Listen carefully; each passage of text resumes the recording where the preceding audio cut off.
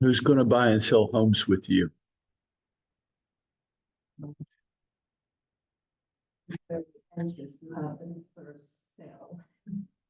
Yeah. Do you have one under contract? No, okay. You just, in general, want to get your first sale. Yeah. Who's that going to be? Inspired listening. Why? Moves out. I just like relentless go Why are they going to hire you? because I can save it up and prop myself up to look like someone that could help me. Probably not. So why are they going to hire you? Right place at the right time. Phew. That sounds like luck. Yeah. Luck's not a strategy. It's not. But the goal with the strategy is calling to get the money. Okay. Well, you could call me, but why am I going to hire you? Yeah, you're going to have to be able to answer that. How old are you? 22. Okay.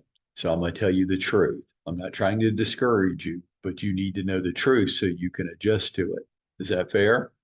Okay. What do you think the odds are? I'm 62. What do you think the odds are that I would hire a 22-year-old to sell my house? Like, Zero. Zero. Here's how people in my age bracket think. I have a kid or a grandkid your age, and they're not worth a shit. So you're not worth a shit. Okay.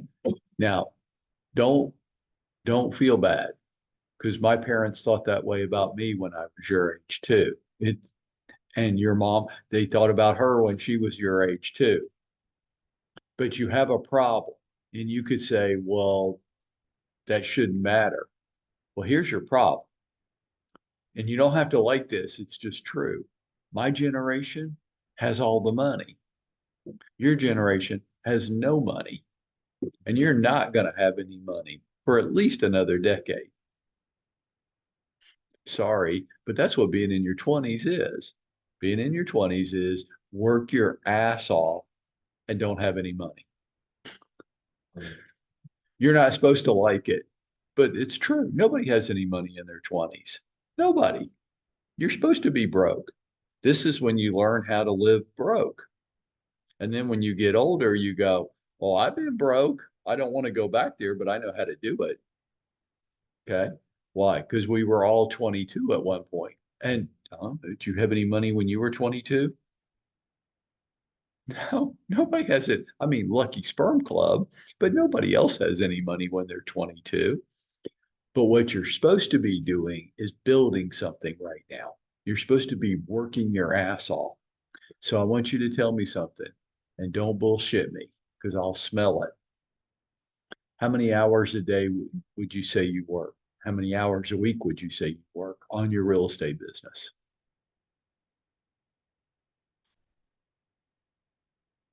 3 hours. 3. 3 hours is what I dedicate to like the Oh, well, you're not going to have any, you're not going to have your first deal. You're not. Do you know what the number should be?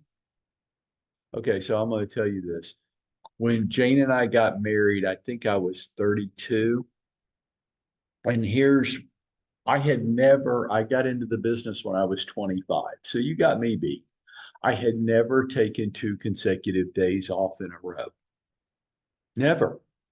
And the way I know that is on our honeymoon, we went down to the Caribbean on a sailboat and sailed around the islands for a week, almost a week. I had never taken 2 days in a row off before. It really freaked me out. I'm like, what are you supposed to do? Like, well, nothing. You're just supposed to chill out and enjoy it. What? Like, there's nothing to do? No, there's nothing to do. Uh, that's what you're supposed to be doing in your 20s. And if you're not doing that, you're wasting yourself. You're supposed to be working really hard and not making any money. So that 20 years from now, you don't have to do that anymore. Like one day you're going to have a wife and kids and you're not going to want to work 15 to 18 hours a day. Something happened though. Something happened on this planet. I don't know when. I never got like a message saying, okay, starting today, work ethic is going away. What happened is what I say to my friends, so nobody take this personally, okay? It's not meant personally. The worst generation of parents in world history. Something got in the water and kids went from being a mild distraction to being the center of the house. And these kids are growing up so entitled that they don't know what hard work looks like because they were never made to do it. Worst generation of parents in world history. And they have raised a whole nother generation of entitled little fuckers that don't have a work ethic and think things should be provided to them. We have gone so they call it the greatest generation. That would have been my grandparents, that World War II generation. Mhm. They went off, they saved the world, they came back and they built a life. Today, I mean, I don't know what happened, but the problem that you have that you'll have to overcome, you were raised in this generation. And I'm not picking on your mom right now, but my God, what a horrific set of parents we grew up and became, where we wanted to make everything easy on our kids. And now the kids are the center of the house, not the husband and the wife, the kids. Like, holy shit, that's not good for kids. You're not supposed to be that important. Children are to be seen and not heard.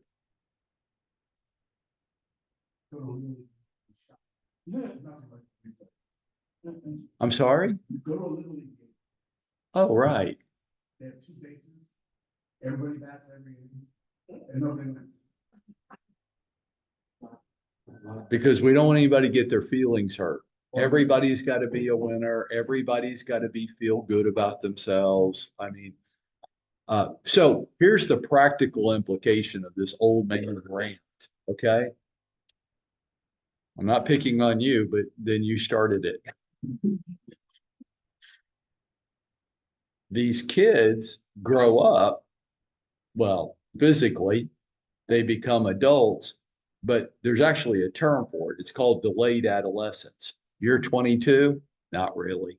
I mean, physically, you're 22. Emotionally, I don't know, but you're probably like 14 or 15. We have a number of, Nicole, how old are you? Okay. So since they're not in the room, let's have something fun at their expense. Okay. Let's see. They're not on the Zoom either. Okay. You are 25, which means she is the same age as Stephen Carson, Zach.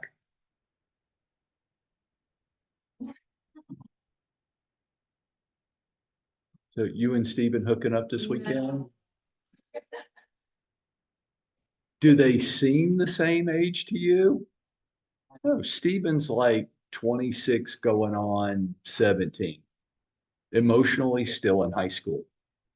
And he's catching shit for me nonstop all day long. Is that fair? Uh-huh. And his eyes get about that big around. And I say, these other people are trying to run a business. I don't know what the hell you're doing, but you need to shut up and leave them alone. He's 17 emotionally inside. And that's delayed adolescence. Why? His parents made everything really easy on him. He probably didn't have very many chores growing up. He didn't have very much responsibility. They paid for everything, and they just wanted him to have a life that they never had. And now we've raised an entire generation of entitled little motherfuckers. And I'm never gonna hire you to list my house. It's not gonna happen. Nicole, I'm never gonna hire you to list my house. It's not gonna happen. Zero chance. Why? I have no respect for your generation. And your problem, you don't have to like that. You just need to know it. I just speak for almost everybody in my age bracket. And your particular problem is my age bracket has all the money and y'all don't have any money. You don't have any power and you don't have any money, and you're probably 20 years away from having it. And you don't have to like that, but being in your 20s is about being broke. Anybody in the room or on Zoom, did anybody have any money to speak of in their 20s?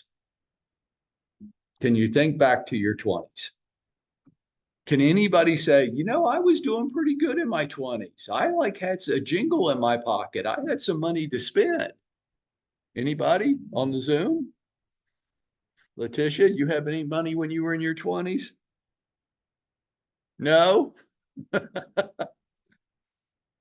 You had some money?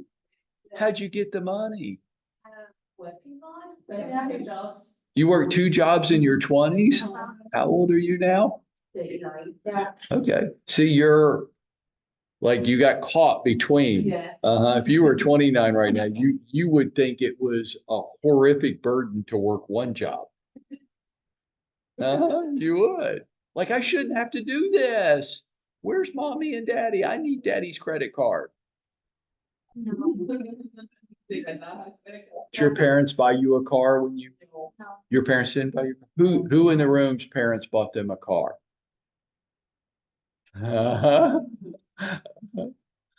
They pay your insurance? Nicole, they pay your insurance? They did. Did they? Not now. Did they pay for the gas? No. You had to pay for the gas. How'd you do that? During the summer. Oh, Exactly. So did you pay for gas during the school year? What? what? Okay. Okay. Oh. So watch this. Watch. So who can remember getting their first car and you bought your first car? Okay, so Chris, I got to ask you, what was your first car? It wasn't a Corvette. Well, You had a Roadrunner too? that's got a 318 with nowhere fast. I had a Chevy Pinto, and when you hit 53 miles an hour, the whole car vibrated. And my parents went, "That's the car for you." Like you couldn't speed. How about you people on the Zoom? What was you were married to a DR? What's a D? Oh, a doctor. Okay. Well, good for you, Dominique. I have That's- a 94 Geo Tracker that was go above 5 miles per hour. Did you buy it? I did. How'd you do that? I worked. You I were. worked at 16 people that worked. Said no parent on planet Earth today. Right. I owned a restaurant when I was 15 and some kids. And all that did was teach you a work ethic. Now, some people don't have to be taught. One of the things that is impressive about Nicole is you're not really 25, 26 years old. You're more like 50.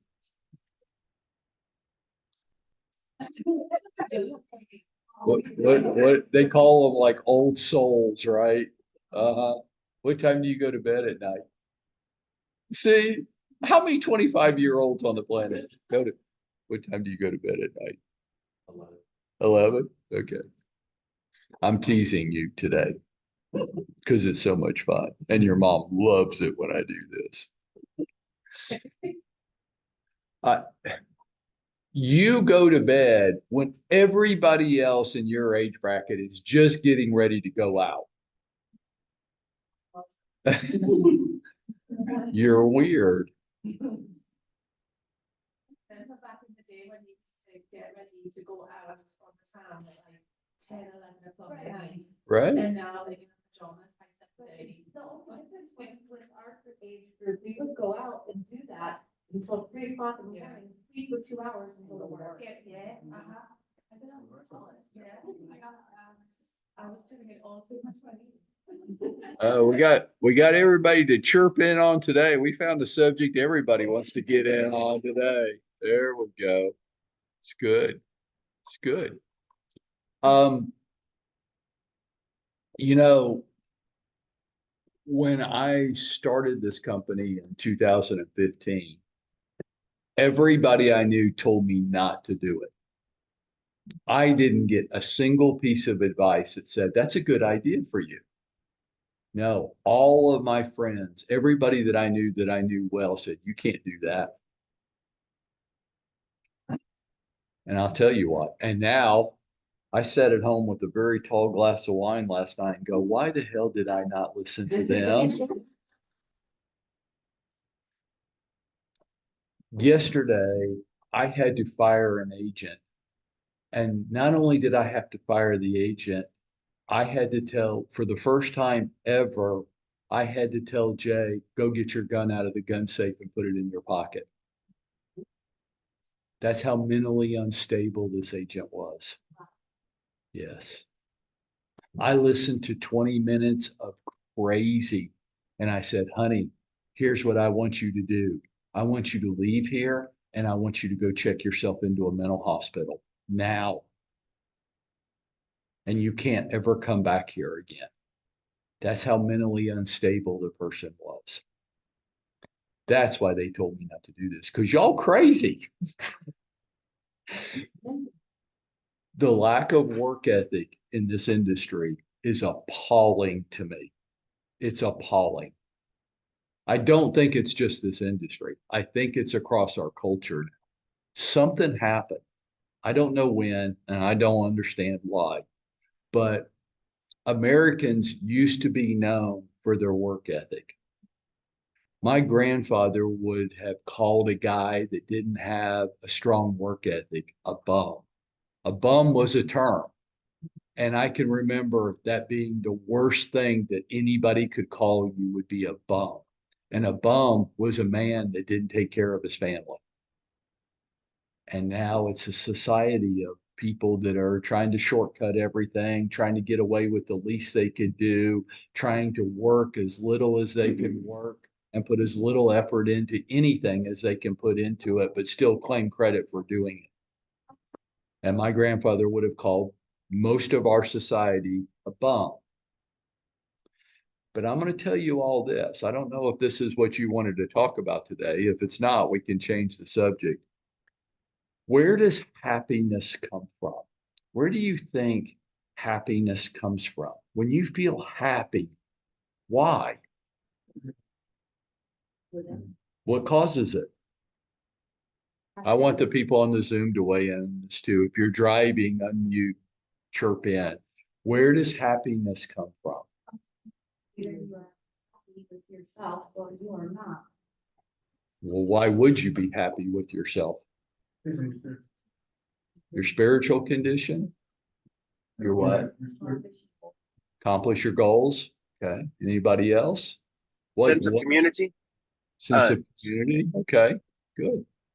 There are people who are just unhappy, no matter what they accomplish or who they're around or what they're doing or what they have, they're never happy. Right. In the spiritual. Everyone is fear instead of place. Right. So if accomplishing your goals makes you happy, then there's some people who I know are not happy that should be very happy. I might be one of them. It just depends on what day you ask me. Yesterday, I go home and go, holy shit, I actually had to pull a gun out of the gun safe. I don't feel happy right now.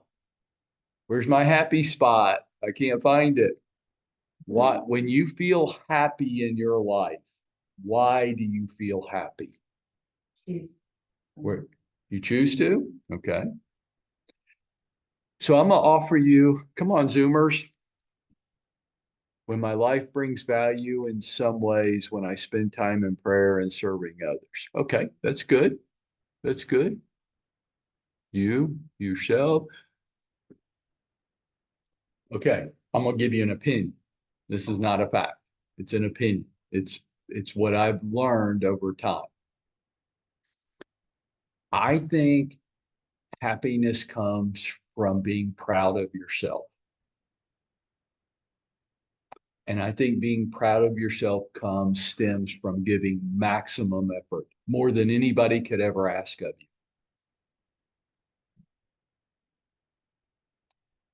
Happiness, I think, comes from your work ethic, not from how much money you make, not from where you live or what you drive or how much money you have in the bank or the stuff you have or even the people you have in your life. They drive you damn crazy sometimes. They don't make you happy.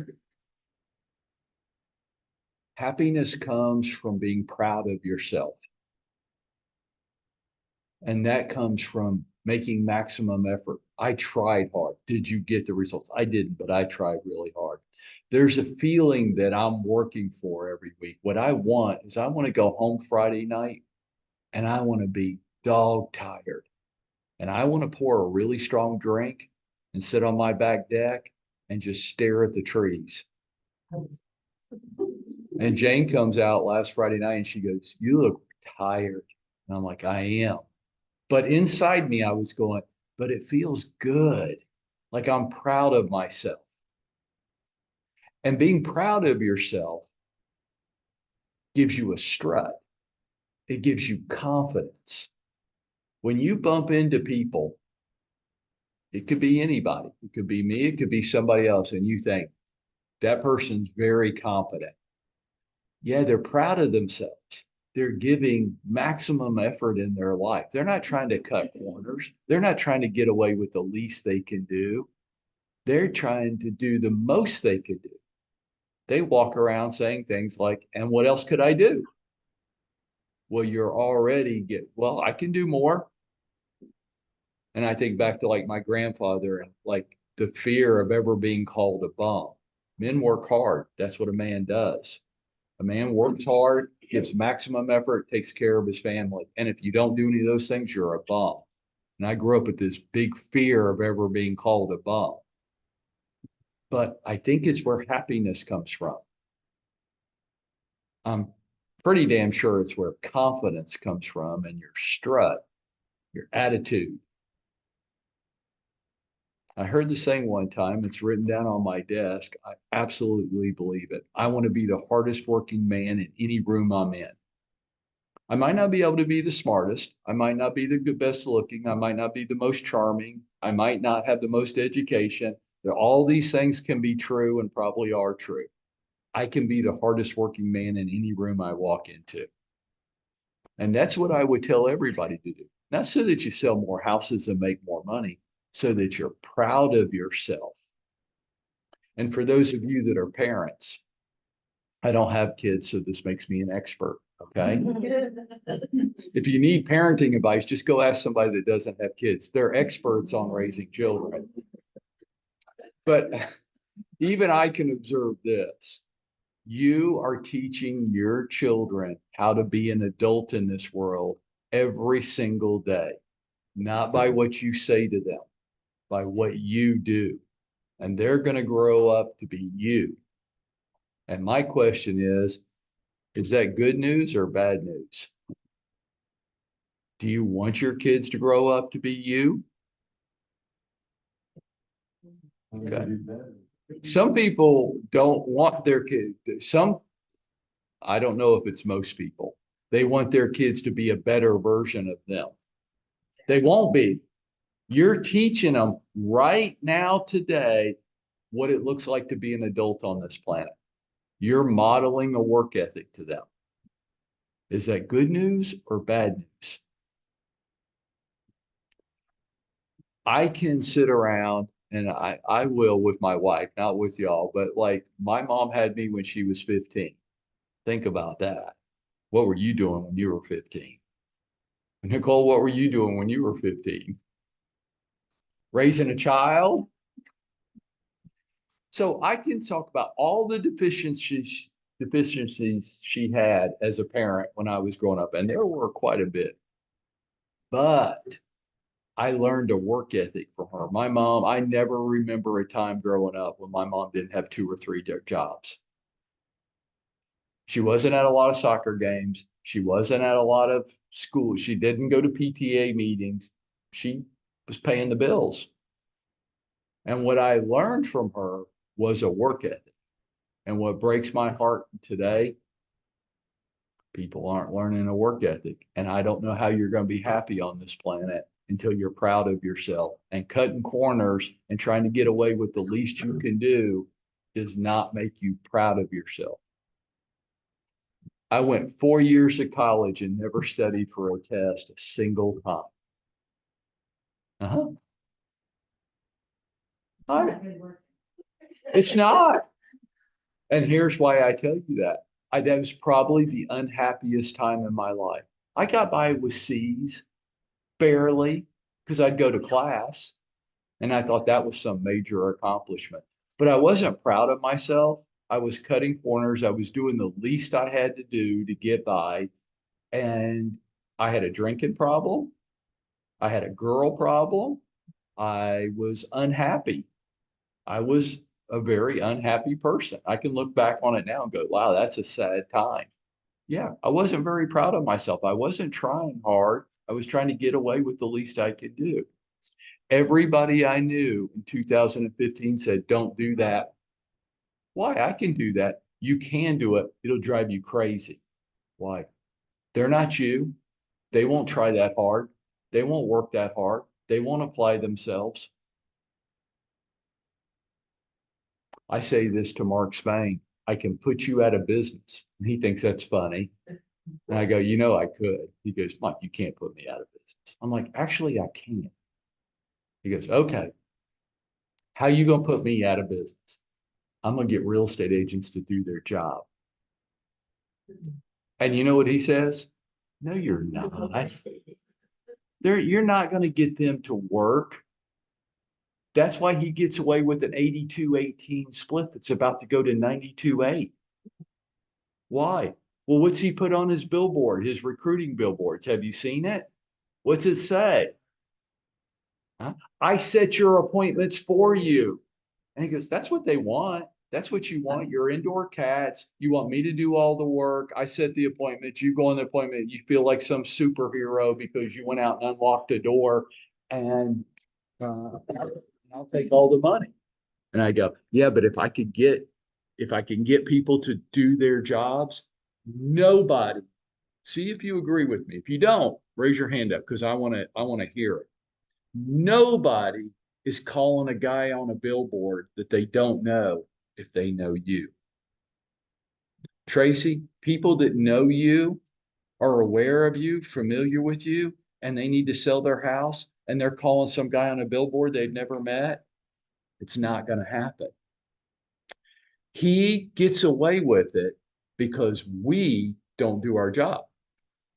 If we did, he would go out of business. He would spend all of his money on billboards and nobody would ever call him because they know a competent real estate agent. Why would I call somebody I don't know if I know you? You wouldn't. And his response is, good luck with that shit. I'm like, yeah, I know. But if I could, he goes, if you could, but you know you're never going to do that. He was one of the ones that told me, don't do this. You can't do it. You're not cut out for that. You're not cut out to put up with the bullshit. If you ever start doing your job, you'll be unstoppable because you'll probably be the only real estate anybody knows that actually does their job. Isn't that sad? 50,000 of us in Metro Atlanta, there aren't 5 doing their job. And you want to know how I sold 10,000 houses? That's how. It was shooting fish in a barrel. It was so easy. All I had to do was be the only damn person in Atlanta that would do their job every day. That's it. But we are an industry of corner cutters, part-timers.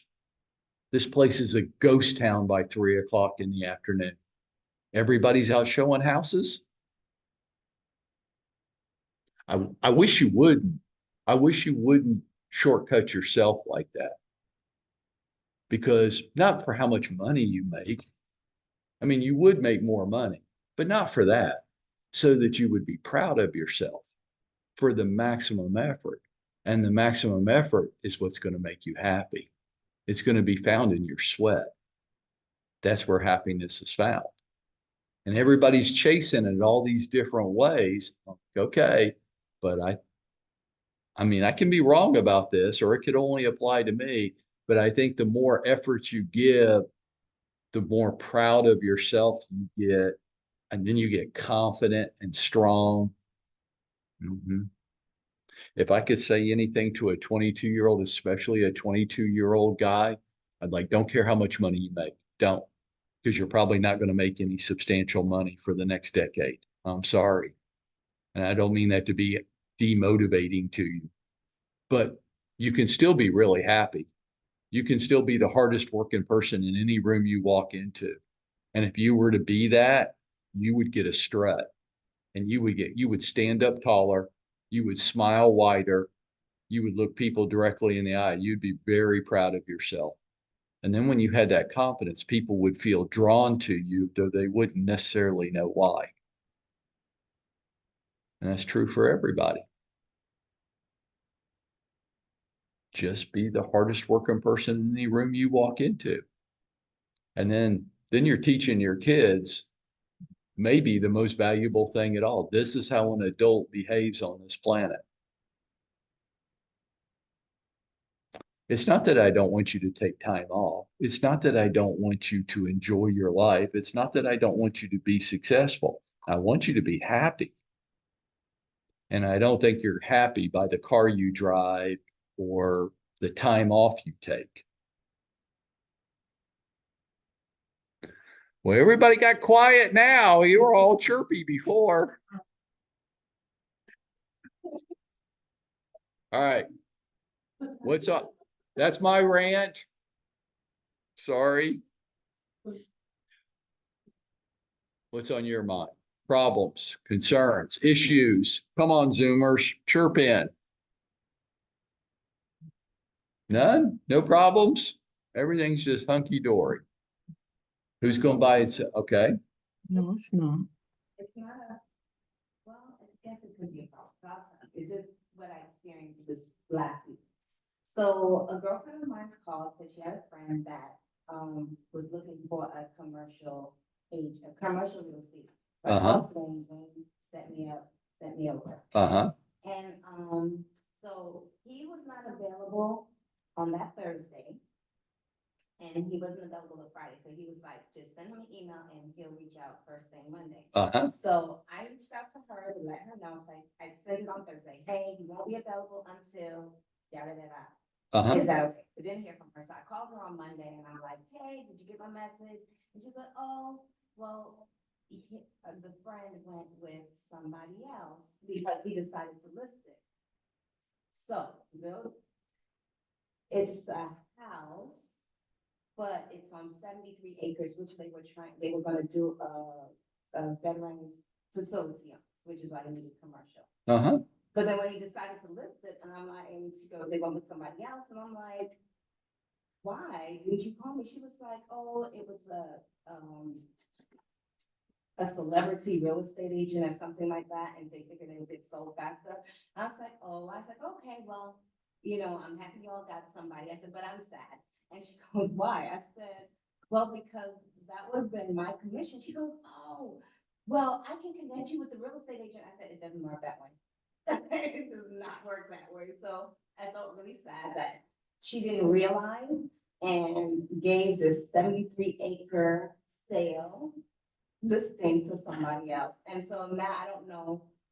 So I want to know, for me, what should I have done differently? What can I do better next time so that somebody knows, well, if it doesn't work for this, talk to me about it. And then, because this is like one of my best girlfriends. Okay. No, that's fair. So she had a commercial opportunity and it got away from her. Okay, so I'm gonna offer you a couple things. First of all, why shouldn't you have tried to handle that commercial opportunity? Yeah, you don't know what you're doing. You would malpractice on them. All of you, all of you. You don't know what you're doing. Commercial is as different from residential as it can get.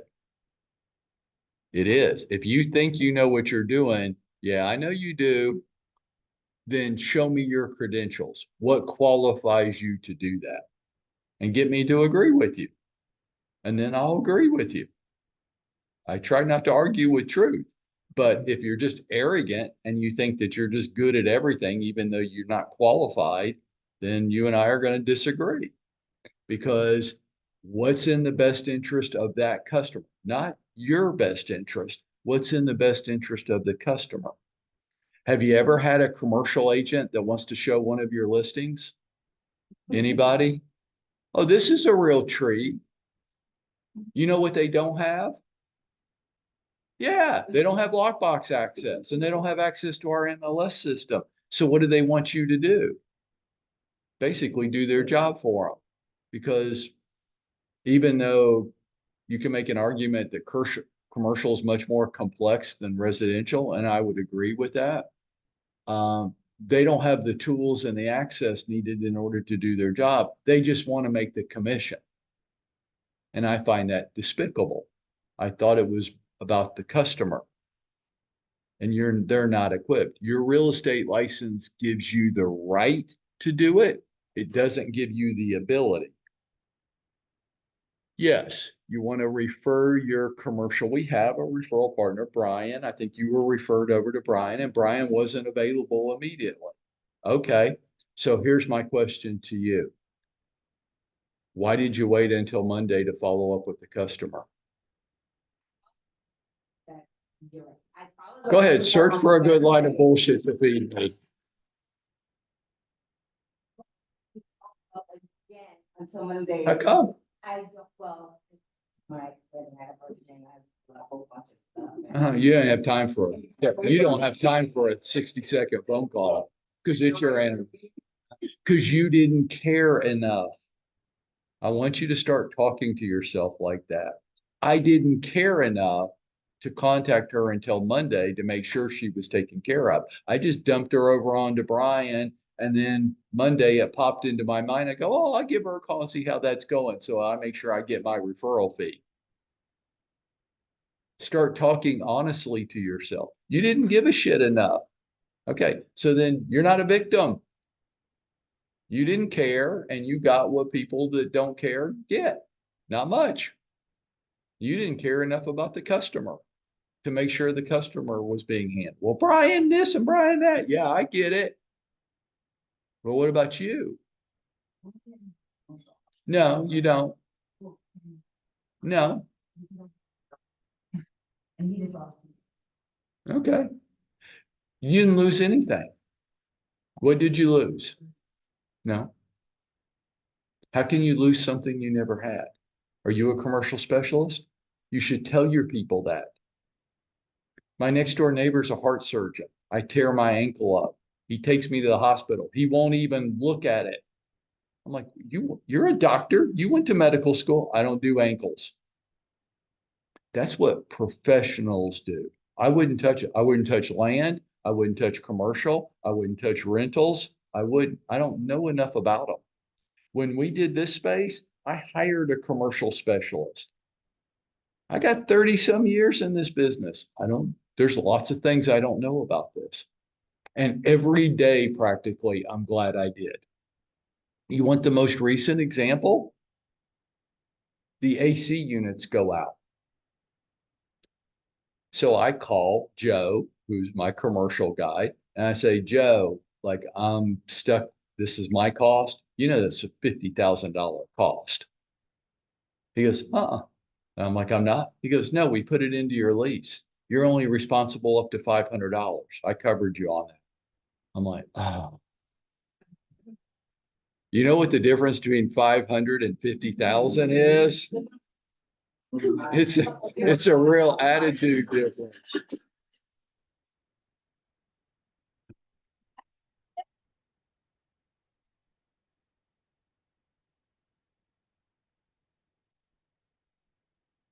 Joe doesn't want to work with you guys. That's the truth. No. Why? Now, why would he not want to work with y'all? Yeah, has nothing to do. He would gladly pay because y'all are impossible to deal with. Too much everything. Not business people. That's why. I got a friend of mine that teaches a very good sales training course. It's called question-based selling. It's excellent. It's probably one of the best I've ever sat through. I've taken it 3 times and he's great. And he lives right here in Atlanta. And he won't come here and teach the class. I've asked him a dozen times, Tom, come over here, teach it. Nope, I'll pay you. He goes, damn straight you would. I'm like, well, why? He goes, I don't deal with real estate people. Not serious, not business people. Not going to do it. I'm like, yeah. Same thing Spain says. You can't get them to do their job. Why didn't you call the lady till Monday? Because it's your wedding anniversary. Can you imagine if your doctor said that? I'm having an issue. Yeah, I'll see you after my anniversary because that's more important than everything else on the planet. That's only real estate agents talk like that. But, so in that, when he told me he wasn't available, then at that point. then Did what you do I seek do? another solution? Yeah, so I And you figured didn't that come was- back to Dwayne or me and say, well, he's not available and I'm concerned for my customer. You didn't do that. Why? Yeah, I'm going to just keep going. We're going to peel back this onion until you tell me the truth. Why didn't you do that? Let her get to it. Why didn't you do it? You didn't care enough. It didn't matter to you. I'm glad you're not my real estate agent. I'm glad you're not my personal friend because you just don't care. You care about you. And then you want to blame it on other people. And each of you, all of us, me too, we need to start talking to ourselves like that. You need to own it. If you cared about this person, you would have driven that to a solution. But you didn't. Okay. Uh-huh. Uh-huh. Oh, okay, so. I met a young lady, an older lady at one of the, she called me from one of the REO homes. Mm-hmm. So I showed her the house and we talked and she said that she had a pre-approval for like $200,000, but she wasn't really sure. So I connected her with Nicole. Okay. So come to find out, she really only qualifies for $130,000. Okay. Which is really, really hard. So Right. I've showed her a few little condos. I got her to come away from homes Uh-huh. because we really can't find anything. And she has to do FHA. on top. Okay. So we went and looked at a co-op and a condo, which kind of she didn't like. And she's still like looking at houses. So I talk to her every other day and I'm like, it is gonna be a challenge, but don't despair, but don't give up. We'll eventually find something, but I think we really need to focus on condos because of the approved budget you have. Okay. So I talked to her again this morning and she was like, yeah, I am getting a little bit discouraged. She's like, but I had a dream that I did find something. So basically my Oh question my God. is, We're not going to really have a conversation about she had a dream and that no, means she she's just meant to have. Thing is, I have her set up on Real Sky already, and that's very, very limited. You think? Where else do you, because she has a full budget, but I don't want to not help her just because she. This is where your fairy godmother bullshit gets in your way. Y'all have this candy canes and lollipop vision of the world floating through the air. What will you tell me? Where's this lady going to find a house for $130,000? Okay, good luck with that. Tell the girl the truth. You're not her fairy godmother. You're not going to wave your little wand and make all her dreams and wishes come true. Stop that shit. You're just feeding her immature girl fantasies. Prince Charming's going to come along and we're going to ride off on his white horse into the sunset. Probably not.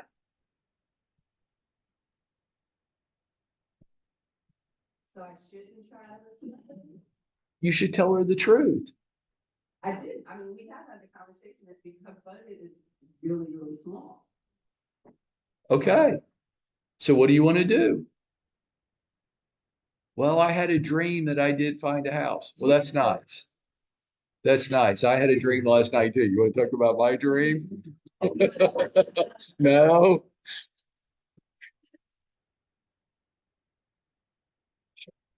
Quit doing this fairy godmother shit with people. You're just encouraging her.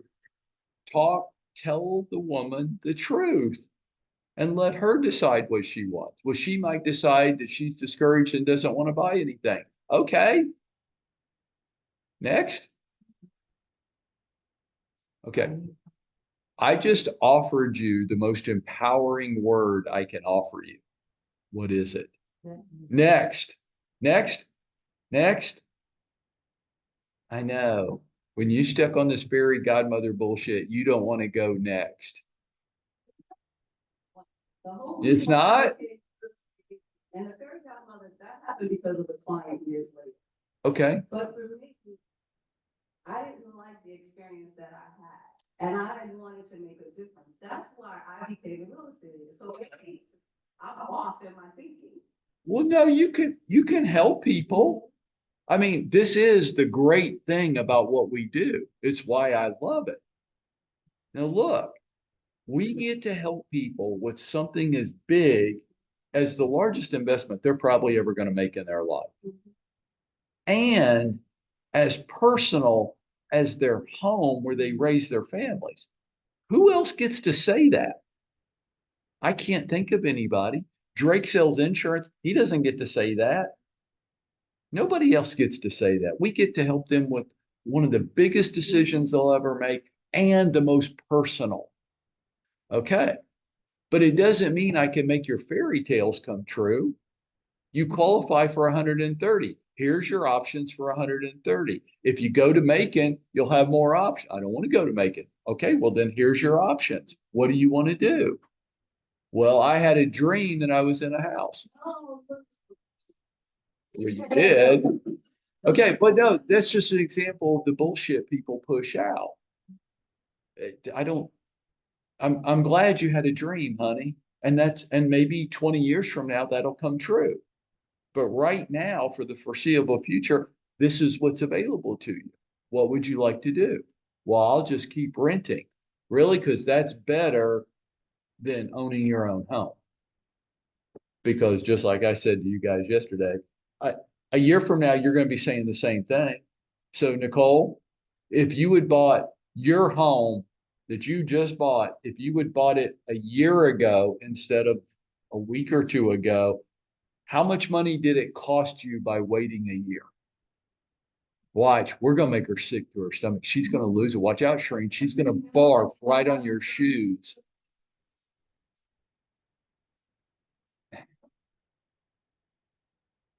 100. What it cost you to live in that apartment and listen to the guy upstairs pee every morning, and you wrote a check for $100,000 for the right to listen to the guy snore next door. You did. You wrote a check and paid $100,000 for the right to live in that apartment. Yes. No, no, you be quiet. She was next. You talk all the time. Go ahead. Okay. That's an option. Oh, you getting a hot flash now, fairy godmother? See, look at the effect I have on. Look at what I do to women. I got two of them painting themselves. How about at home? Any I of think you? I have the same issue as far as fairy godmother I'm syndrome. sorry. Say it again. I was saying that I think I have the same issue as somebody else in the room. I think it's Tracy. I mean, 130, it's hard to tell somebody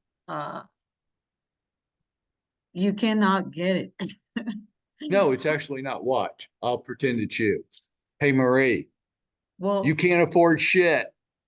you tell Go me get that it. all the Go get time. your I mean, mommy to co-sign with you. See? It wasn't that hard. It came right out. no, I mean, Mike, it's you are like that.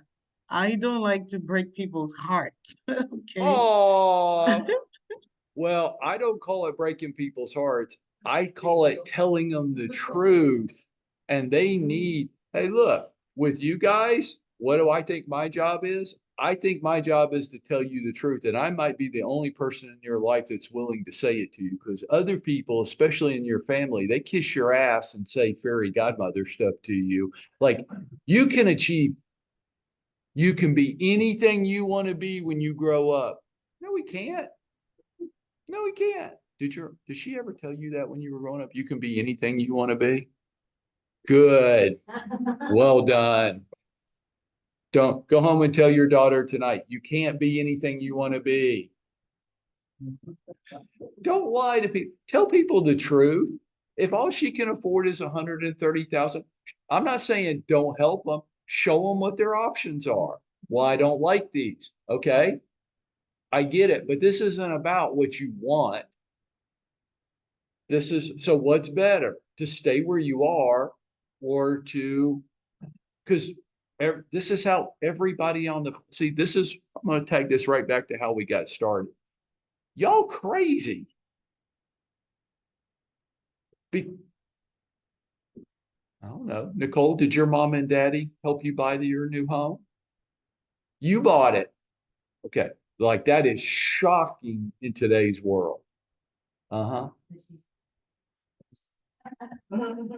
Tell them the truth and let them grapple with coming to grips with the truth. The truth is, here's what your options are. What would you like to do?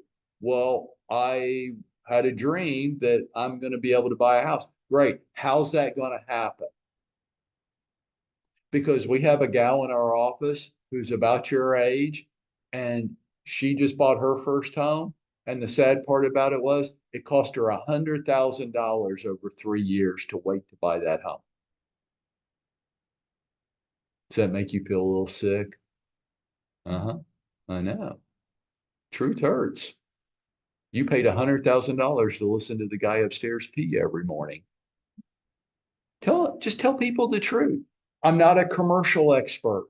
I need to make sure that you're just like my neighbor said to me. I don't know anything about ankles.